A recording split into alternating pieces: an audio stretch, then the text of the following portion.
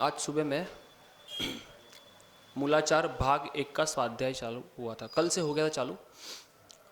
हम 6 आवश्यकों की चर्चा करते हैं तो ये कहते हैं कि मुनियों के 6 आवश्यक में पहला सामायिक है। वहाँ पर 6 आवश्यक के अंतर्गत सामायिक तो लिया गया, लेकिन सामायिक को आवश्यक नहीं कहा, सामायिक को व्रत कह दिया, गुण कह दिया। क्योंकि एक आवश्यक शब्द आने पर यह लगता है कि केवल 3 बार सामायिक करना, आवश्यक शब्द आने पर तो यह लगता है कि 3 बार सामायिक करना यह आवश्यक हो गया। वहां पर तो कर्तव्य रूप बात या जो गुण रूप बात है वो रही नहीं। और आवश्यक शब्दों के लिए शायद आगे भी चर्चा हुई थी कि आवश्यक शब्द सुन के ऐसा लगता है कि मजबूर किया जा रहा है करने के लिए, जबरदस्ती करवाया जा रहा है कि करना ही पड़ेगा, नहीं तो सजा हो जाएगी आपको। और वहां पर सामायिक शब्द की परिभाषा करते हुए आचार्य वचुनंदी स्वामी ने आचार्य वृत्ति टीका के अंदर लिखा मूलाचार की, जीवे मरणे लाहा लाहे संजोग विपजोगेय बंधुरी सुख दुख समदा सामायिक नामम। यानी कि जीवन मरण में, सुख दुख में, लाभ अलाभ में, शत्रु मित्र में, इष्ट वियोग, इष्ट संयोग, अनिष्ट वियोग, अनिष्ट संयोग में समता का परिणाम धरना ये सामायिक है। अब ये सामायिक मुनियों को केवल क्या दिन में 3 बार यानी कि 3 संध्या काल के समय करनी है या प्रति समय करते रहना है? तो फिर इसको आपने आवश्यक के अंतर्गत रखा तो किस प्रकार से रखा? मूल गुण कहना तो बहुत अच्छी बात है कि मूल गुण है,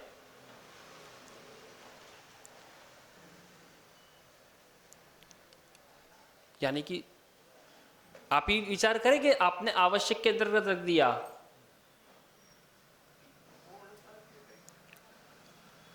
मूल गुण है वो स्वीकार है, पर 6 आवश्यक के अंतर्गत क्यों रखा?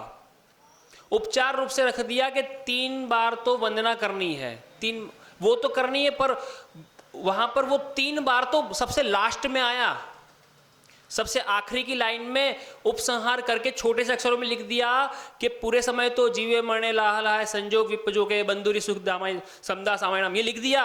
उसके बाद में नीचे छोटे से अक्षरों में लिखा कि इसके अलावा 3 बार जो संध्या काल के समय जो वंदना करते हैं, आवर्त करते हैं, शिरोन्नति करते हैं और जो बैठते हैं वो आवश्यक के रूप में ले लिया। मूल गुण तो क्या है? जीवन मरण में, सुख दुख में, लाभ अलाभ में, इष्ट वियोग अनिष्ट संयोग में समता धारण करना, वो तो 24/7 पूरे जीवन काल के लिए वो सामायिक मूल गुण है, ना कि 3 बार चारों दिशा में 12 आवर्त 4 शिरोन्नति करके बैठ गए। और साधुओं के लिए कहीं पर भी सामायिक कंपलसरी नहीं कही, क्योंकि उसका तो सामायिक चारित्र है, आवश्यक नहीं है, चारित्र है। उसके मूल गुणों के अंतर्गत है समता। पर हर चीज आप लोग या हमारे छदमस्त ज्ञान में, क्षयोपशम के ज्ञान में घुसती नहीं, इसके लिए उसको श्रेणी करके डालना पड़ता है, बताना पड़ता है। बिल्कुल मानना ही पड़ेगा, मूल गुण नहीं तो नहीं पलेगा। कैसे पलेगा आप बताओ? 28 मूल गुण में एक भी कम है। रत्नकंटक श्रावकाचार में अभी पढ़ा कि एक अक्षर से कम मंत्र जैसे विष को नहीं उतार सकता, एक गुण से कम सम्यक दर्शन कार्यकारी नहीं, वैसे एक मूल से गुण से कम चारित्र सिद्धालय में पहुंचाएगा क्या?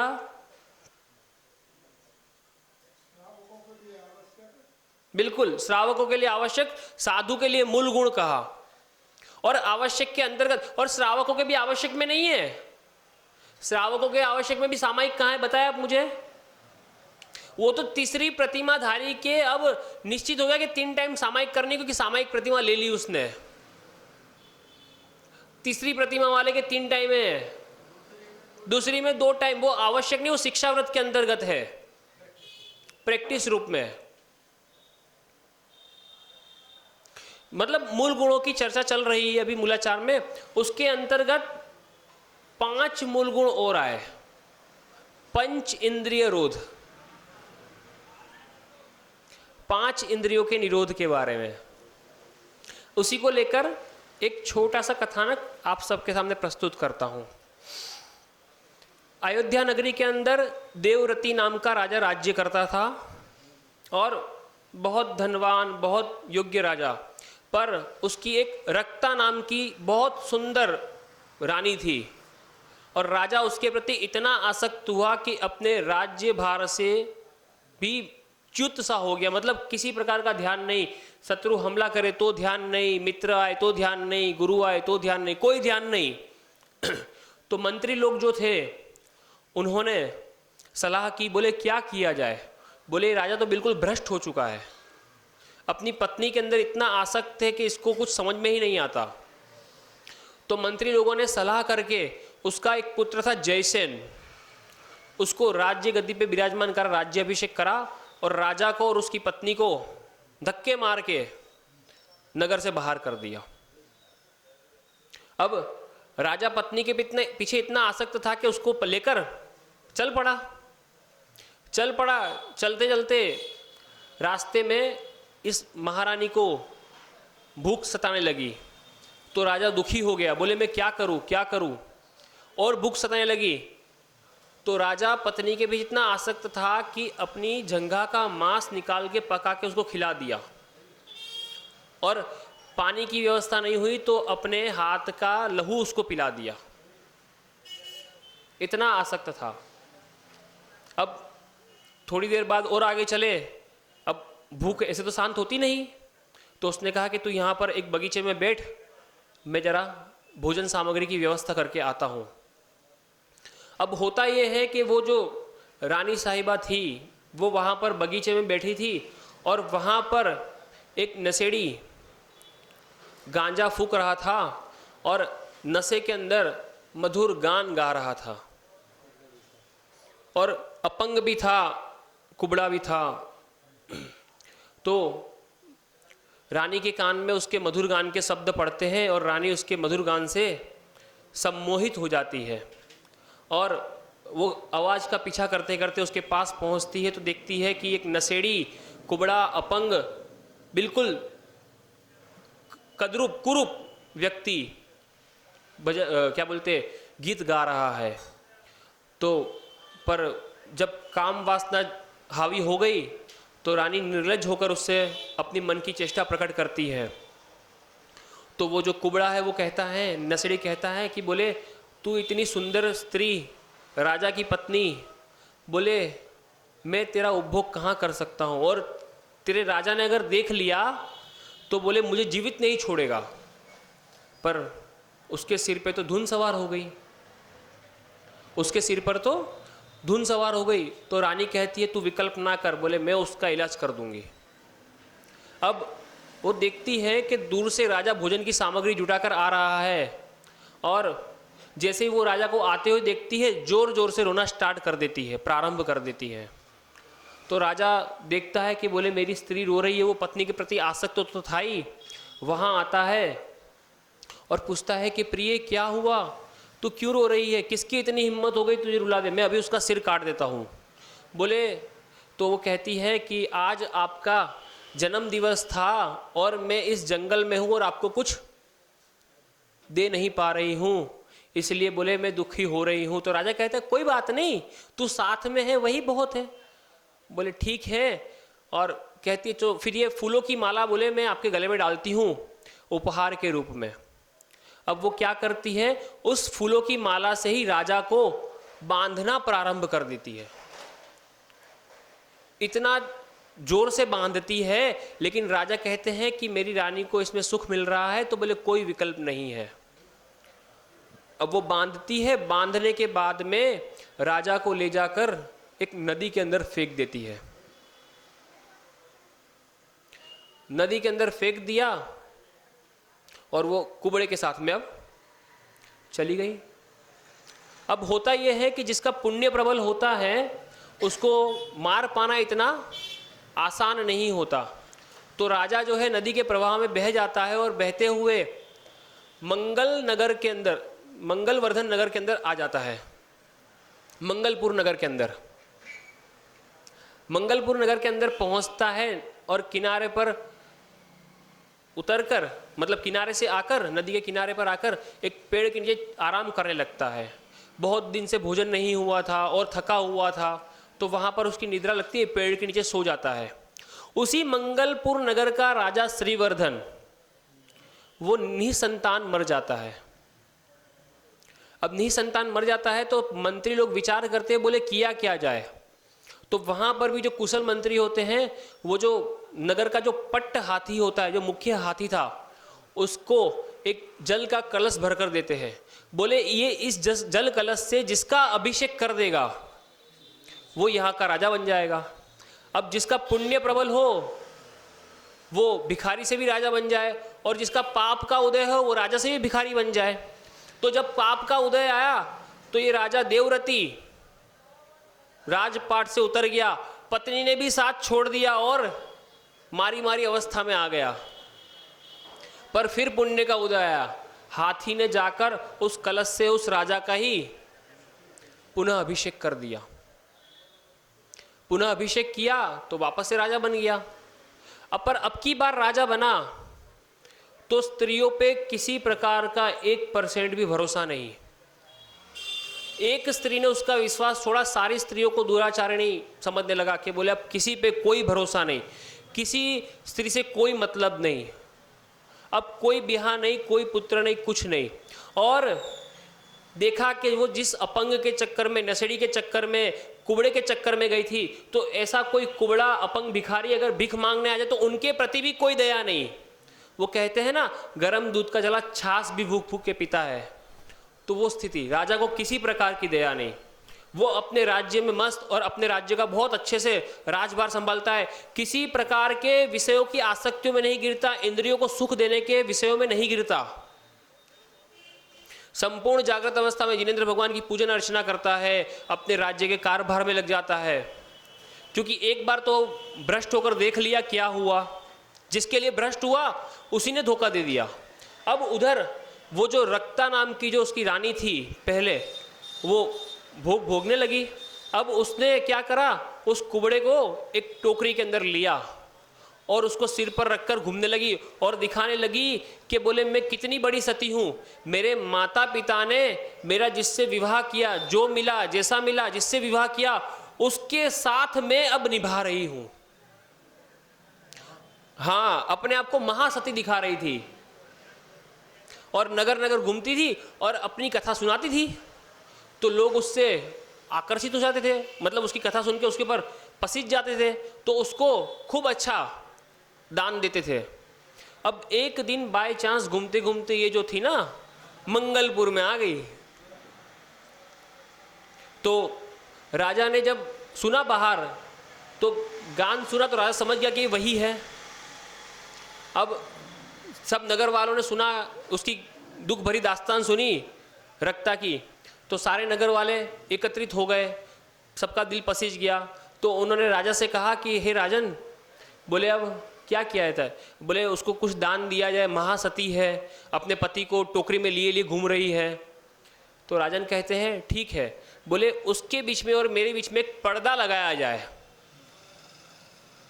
और पर्दा लगाकर उसको मेरे सामने पेश किया जाए, मैं पर्दे के इस तरफ, वो पर्दे के उस तरफ।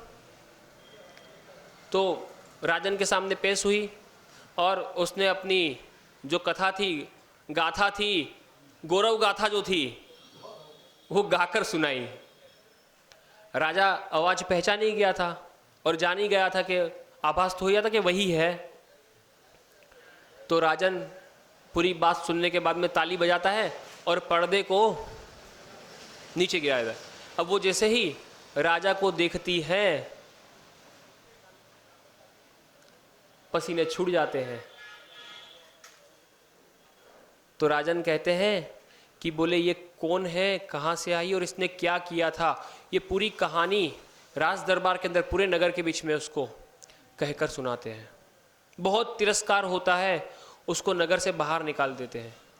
और इस घटना के बाद में राजन को और वैराग्य होता है, देवव्रती राजा को। और उन्होंने जब राज्य से च्युत हुए थे अयोध्या नगर के, तो जिस पुत्र को राज्य दिया था मंत्रियों ने, उसी पुत्र को पुनः बुलाते हैं और उसे इस मंगलपुर का राज्य देकर स्वयं मुनि हो जाते हैं। तो इंद्रिय निरोध करने का क्यों कहा? इसीलिए कहा केवल रसना इंद्रिय या स्पर्श इंद्रिय नहीं। आप देखिए, कर्ण इंद्रिय के वशीभूत होकर क्या से क्या कर लिया। आप देखिए, रुद्र की उत्पत्ति हुई सात्यकी मुनि और ज्येष्ठा हारिका के संपर्क से। कैसे? केवल बिजली की कौंध हुई, आंखों से देखा और विकार उत्पन्न हो गए। पूरा वर्णन मिलता है पुराणों के अंदर, ग्रंथों के अंदर। आप पढ़े तो सही कि इंद्रिय निरोध क्यों लिखा है। ब्रह्मचर्य का अर्थ केवल वासना या स्त्री पुरुष के संसर्ग को नहीं, वो इंद्रिय निरोध के माध्यम से वास्तविकता में अपनी आत्मा में रमण कर सके। जो एक ईसत इंद्रिय है, जो मन है, उसको कंट्रोल कर सके। इसलिए इंद्रिय निरोध लिखा, क्योंकि इंद्रिय निरोध करेगा तो मन को भी काबू कर पाएगा, और मन को काबू करेगा तो वास्तविकता में अपने ब्रह्म में चर्या कर पाएगा। इसलिए वहां पर इंद्रिय निरोध, पंच इंद्रिय निरोध, 5 मूल गुण के अंतर्गत। और जब तक इंद्रियों का निरोध इंद्रिया वश में नहीं होगी ना, वहां तक ब्रह्मचर्य का सुख से सर्वदा रूप से पालन कैसे हो पाएगा? आप ही बताएं हमें। हो ही नहीं सकता, क्योंकि वो इंद्रिया आपको हमेशा बाहर ही बाहर घूमने के लिए मजबूर करेगी, आपको अंदर की तरफ जाने ही नहीं देगी।